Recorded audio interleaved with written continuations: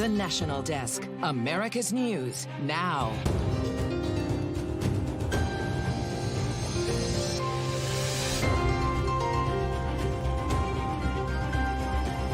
makes no sense. It doesn't fit. If it doesn't fit, you must acquit.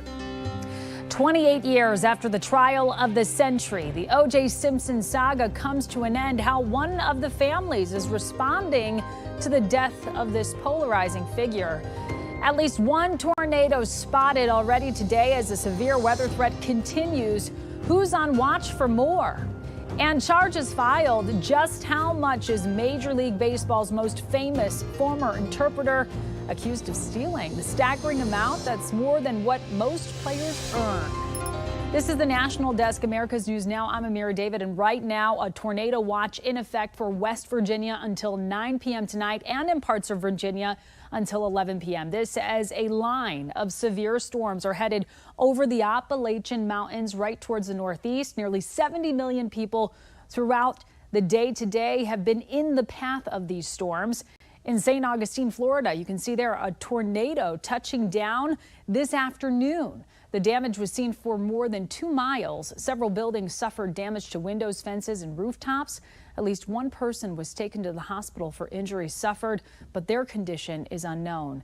Tens of thousands of residents in Louisiana, Mississippi, Florida, and Georgia are still without power, and that's according to poweroutage.us. The storm system brought flash flooding and tornadoes and is blamed for at least one death in Mississippi. Damage has been reported from Texas to the Florida Panhandle a day after tornadoes hit Texas, Louisiana, and Alabama.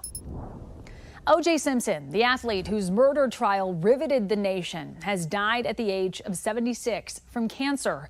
He ran to football fame on the field, then made fortunes in movies before he was charged with killing his ex-wife and her friend in what was dubbed the trial of the century, dominating the news cycle back in 1995. That case defined by many iconic moments. This one included a scene many of us won't forget, Simpson trying on the leather gloves that the prosecution hoped would prove his guilt. And that infamous white Bronco chase in 1994, one of the most watched events in TV history.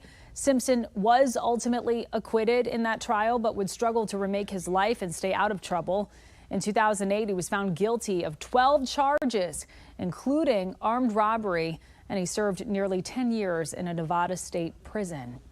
In announcing his death, the Simpson family, asking for privacy and grace, said he died yesterday in Las Vegas, surrounded by his family. Earlier reports indicating his prostate cancer battle took a turn for the worse in February.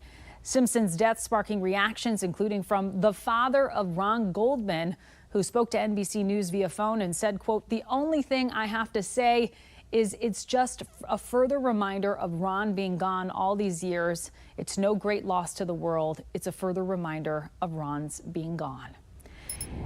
In focus on Capitol Hill today, the ability for investigative journalism to survive and thrive in this country. Lawmakers, alongside 2 top journalists, have issued dire warnings about the fate of the First Amendment. Here's national correspondent Christine Frizzau. Alarm bells on Capitol Hill about the state of free press in America. Executive interference has a chilling effect that disincentivizes whistleblowers and sources from coming forward with critical information. We are committed to doing a deep dive on this very important issue. First Amendment rights are pivotal. Among the witnesses at a House hearing centered on protecting journalists and their sources, Sinclair's own Cheryl Atkinson, host of Full Measure, who spoke about her previous position at CBS News. The network announced more than a decade ago her computer was hacked into by external parties she says had government-controlled IP addresses. Not only did the guilty parties monitor my work in real time, they also accessed my Fast and Furious files, got into the larger CBS system, planted classified documents deep in my operating system, and were able to listen in on conversations by activating Skype audio. Former CBS News investigative correspondent Catherine Herridge, who was recently fired by the network, spoke about her documents being seized the day she was let go. When my records were seized, I felt it was a journalistic rape. Herridge is now part of an ongoing case in which she's fighting a legal battle to protect her sources. One of our children recently asked me if I would go to jail, if we would lose our house, and if we would lose our family savings to protect my reporting sources. She added that she couldn't offer that assurance, but hoped legislation passed overwhelmingly in the House could help. The Protect Reporters from Exploitative State Spying, or PRESS Act, which would put in place limits on what journalists are compelled to disclose to the government. Unfortunately, despite the House repeatedly and with strong bipartisan support passing some form of federal reporters' shield legislation, the Senate has yet to act. Some Democrats on the committee said the purpose of the hearing was actually not to protect free speech, but instead to further the narrative of a biased mainstream media, an assessment Republicans reject. Amira? And Christine, with so much bipartisan support around this, why hasn't this already passed in the Senate? Yeah, so there have been some concerns raised, namely by Republican Senator Tom Cotton, that the bill will protect those who provide damaging leaks to journalists. He said previously that it would grant journalists special legal privileges to disclose sensitive information that no other citizens get. But journalist Catherine Herridge said if you can't offer a source a promise of confidentiality, as a journalist, your toolbox is empty. Yeah, you and I know that's very problematic. All right, Christine Frizzell, thank you as always. Almost 1/4 of all public K-12 school teachers in the United States faced a gun-related lockdown at some point last year. According to Pew Research studies that was out today, high schools were targeted the most, as roughly 1/3 of all classrooms were locked down, while it falls to 1 in 6 for elementary schools. Middle schools, they were near the median. Not all lockdowns end in a shooting, but according to the Gun Violence Archive, there have already been 16 shootings on school grounds this year. That includes college campuses. That is a higher rate than each of the past 3 years that ended in new all-time records, each surpassing year. The Biden administration is closing what's known as the gun show loophole. The government said today it is making the definition of being engaged in the business of selling firearms a lot more specific. This means thousands more gun sellers will have to register for a federal license and run background checks on buyers. This is going to keep guns out of the hands of domestic abusers and felons. And my administration is going to continue to do everything we possibly can to save lives. TSA has confiscated more than 1,500 firearms at airport security checkpoints in the first quarter of the year, averaging about 16.5 per day. But this is actually a little less than last year, which averaged 16.8 a day. 2023 set the record for the number of firearms found at security checkpoints at 6,737, up from the previous record in 2022 at 6,542. TSA says more than 93% of the firearms found so far this year and last were loaded. A new Iowa law makes it a crime to be in that state after being deported or denied entry into the country. Officers will be able to arrest migrants for violating the law as long as they're not in a school, place of worship, or healthcare facility. They'll also have to be deported. The law goes into effect on July 1st, but could face court challenges. Workers in Utah are trying to secure the Paguchik Lake Dam after water burst through a 60-foot crack, putting people in major danger downstream of the creek. Officials told residents to prepare to evacuate just in case the situation grows worse. There were around 2 feet of water above the crack as of yesterday. An engineer said it'll take a few days to lower the reservoir to below the impacted area. Lyft and Uber, they are no longer leaving Minneapolis on May 1st. A new $15.57 minimum wage for the rideshare drivers there was supposed to go into effect that day, but it was delayed 2 months by the city council today. Uber and Lyft had said they'd stop operating in the city because of that change. Now they say they will stay there until at least July 1st. Lawmakers will try to come to a compromise before then. A judge ruled today that Senator Bob Menendez and his wife Nadine Menendez will now be tried separately after her attorneys requested a delay for health reasons. The judge also said that Nadine's attorneys may be witnesses in the obstruction case against the senator, and she needs to find new counsel. The court has given her 30 days to comply Prosecutors had asked for the senator and his wife to be tried together. The senator's trial begins on May 6th, while Nadine's trial is set for July 8th. Coming up, Israel is preparing for Iranian retaliation after a strike in Syria, the threat this could pose to the United States. Then the gift from Japan to the U.S. that was just announced by the Prime Minister during his visit to this country. And why residents of one town in Washington are outraged that a former police officer was rehired. More details on the other side.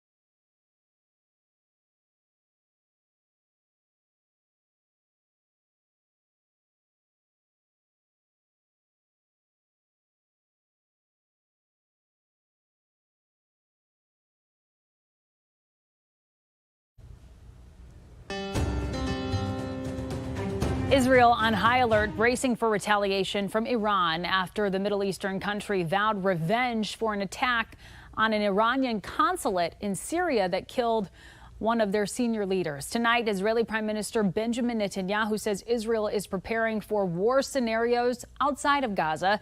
And now the U.S. is issuing alarm over worries Iran might target U.S. forces over that same Israeli strike. National correspondent Matt Gelka shows us how the looming threat could seriously escalate an already tense situation.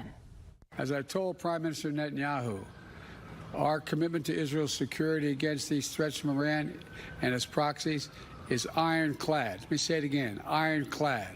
We're going to do all we can to protect Israel's security. The president pledging U.S. support to Israel in the face of a promised response from Iran. The fallout stems from an attack on an embassy in Syria that killed a top Iranian commander. A war of words broke out on X, formerly Twitter, between Israeli and Iranian officials, with Iran's supreme leader saying Israel should be punished and will be punished. An Israeli foreign minister saying if Iran attacks from its territory, Israel will respond and attack in Iran. Experts say if a strike came directly from Iran and not a proxy, it would be unprecedented. If there is a direct, Iranian strike against Israel, that would be a game changer. And I think it would be really a prelude to a much larger regional conflict. But make no mistake, the Islamic Republic is certainly having a good time watching both the media chaos and the fear and frenzy in Israel. FBI Director Christopher Wray warned lawmakers about the potential for a terror attack on U.S. soil, as groups like ISIS-K and al-Qaeda have renewed calls for strikes in America. Our most immediate concern has been that individuals or small groups will draw some kind of twisted inspiration from the events in the Middle East to carry out attacks here at home. The U.S. sent the military commander in charge of the Middle East to Israel to try and coordinate with Israeli allies. Germany and Russia urged de-escalation in the Middle East before the situation gets out of control. For the National Desk in Washington, I'm Matt Gelka. And as war threatens to escalate, the suffering for Gazans facing hunger has now reached the level of famine. That's according to Samantha Power, the director of the U.S. Agency for International Development. She's the first senior U.S. official to publicly confirm what many aid organizations and health officials in Gaza have been warning. While testifying to Congress, Power cited the IPC classification system used to determine the severity of a crisis. The methodology that the IPC used is one that we had our experts scrub. It's one that's relied upon in other settings, and that is their assessment, and we believe that assessment is credible. The IPC and Famine Review Committee declares a famine when at least 20% of households face an extreme lack of food, at least 30% of children are malnourished, and at least 2 adults or 4 kids for every 10,000 people die each day from starvation. As a gesture of friendship, Japan will provide 250 cherry trees that will be planted there in anticipation of the 50th anniversary of your independence. A round of applause from congressional members there tonight. More goodwill from Japan blossoming. Japanese Prime Minister Fumio Kishida has announced a gift, the planting of 250 new cherry blossom trees here in Washington, D.C. to mark the United States' upcoming 250-year anniversary of independence. The announcement coming as Kishida addressed a joint meeting of Congress during a formal state visit. The planting of trees originated back in 1912 as a gift of friendship. Kishida also underscored the significance of a continuing and powerful allyship between Japan and the U.S., his visit coming as tensions heighten in the Asia-Pacific region as the Chinese military strengthens. The labor market remains hot despite the Fed's efforts to cool it down. Unemployment claims for last week out today fell to 211,000 from 222,000 the week before. In its rate-raising campaign, the Fed hoped to loosen the labor market in an attempt to stifle inflation. The labor market is still tight, which is another indication that an expected rate cut may not happen in May or in June, as was originally predicted. Nearly 43,000 Ford SUVs are being recalled because of a fire risk. 2022 and 2023 Bronco Sport SUVs and 2022 Escape SUVs are impacted here. Ford said gas can leak from the fuel injectors onto hot engine surfaces. Dealers will install a tube to redirect the gasoline, and they'll update the engine control software. But the head of the nonprofit Center for Auto Safety said these fixes don't go far enough. Instagram is taking steps to crack down on teen sextortion. The social media app says it's testing new features to restrict the alarming new crime. Scammers target teens for nude pictures and coerce them to send money out of fear of exploitation. The new features will include blurring nude images and direct messages and notifying users when they've interacted with a scam account. Well, gone are the days of securing a spot at Harvard University without taking a standardized exam. The elite school today announced it will reinstate the requirement for applicants to submit SAT or ACT scores, becoming the latest to return to making the score mandatory. The test taking became optional during the pandemic, but the school says it will bring back the requirement because it, quote, provides information that is predictive of success in college and beyond. Ippei Mizuhara, the former interpreter of LA Dodgers superstar Shohei Ohtani, is facing federal bank fraud charges. The DOJ is accusing Mizuhara of stealing more than $16 million from Ohtani and using it for gambling with a bookmaker who's under federal investigation. The New York Times is reporting that Mizuhara is already in talks to plead guilty. Ohtani has denied any involvement in the scandal. Meantime, Kansas City Chiefs wide receiver Rashee Rice is yet to turn himself in. An arrest warrant was issued for the Super Bowl champ last night in connection to a high-speed crash in Dallas, Texas that happened last month. Police say that Rice and another driver caused a chain reaction 6-car crash on a highway when they were speeding in 2 sports cars. Rice's attorney has not yet commented. Whatever you may think of OJ Simpson as a person, his death from prostate cancer has men's health specialists reminding everyone of the importance of early detection. Medical reporter Liz Bonas shares how a common blood test can do a lot to help you determine risk. Hey there, everybody. Prostate cancer often considered slow growing, and that is true in many cases. But as the disease progresses, doctors look at something called a PSA. It's a blood test which stands for prostate-specific antigen. It detects a protein made by the prostate, which is a gland in the male reproductive system. A high PSA level may be an indicator that prostate cancer is present in the body. Dr. Brooke Edwards of Ohio's Urology Group told me the PSA is sometimes part of routine screening tests at your doctor's office, but not always. Unfortunately, over the last 10 years or so, we've seen that it is not necessarily commonplace or done routinely with family doctors. Some PCPs and internists are choosing not to do PSA testing every year. And sometimes the patient doesn't realize that. They don't realize that it's not been done. It is a critical test, however, she says, to find prostate cancer early and to monitor it in those such as Steve Abbott. He's a 10-year prostate cancer survivor.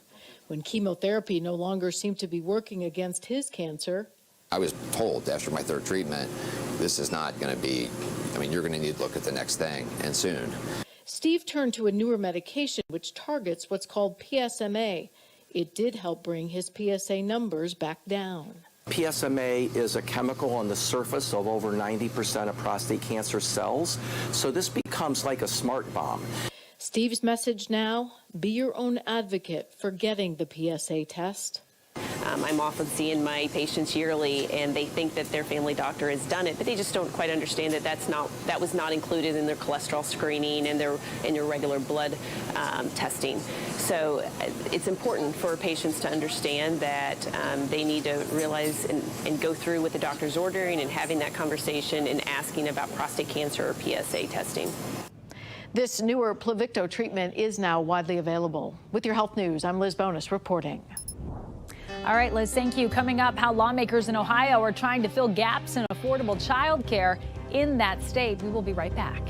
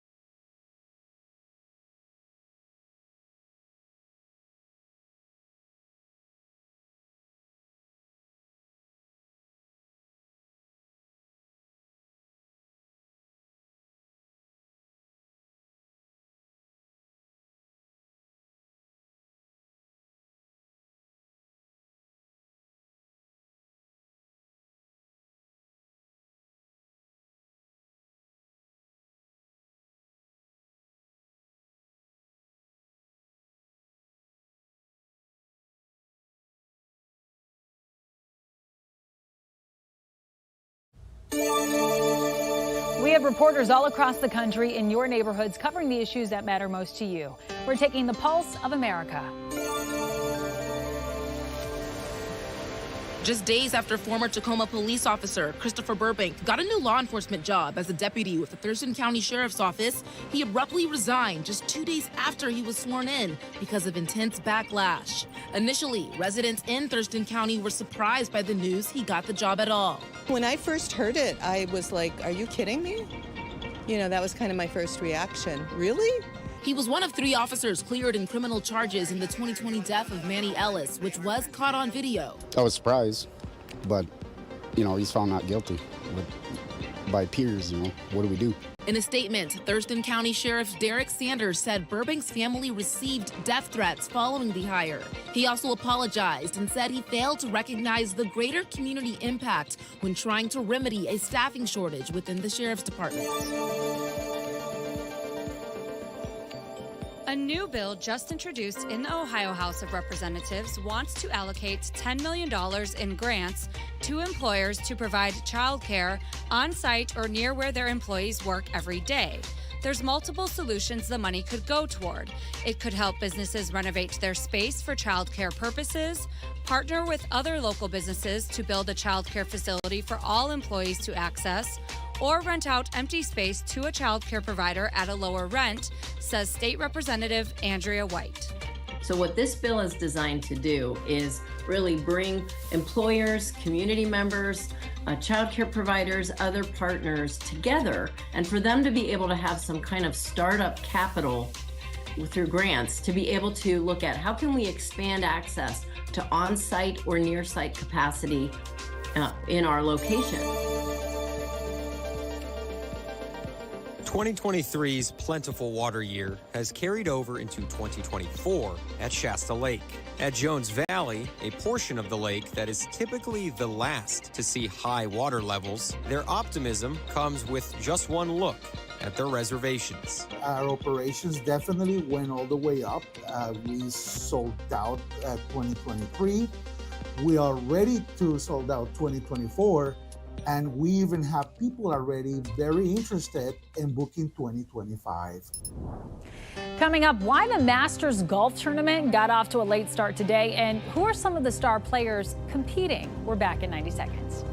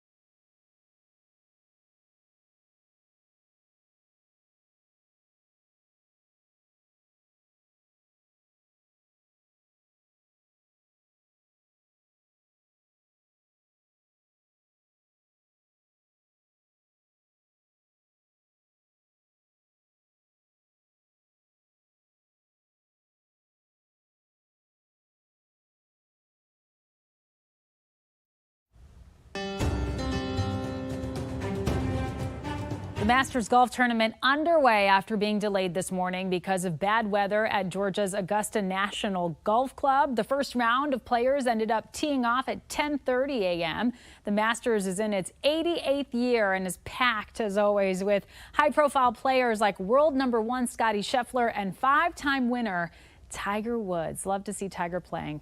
That does it for this edition of the National Desk. I'm Amira David. Thank you so much for watching.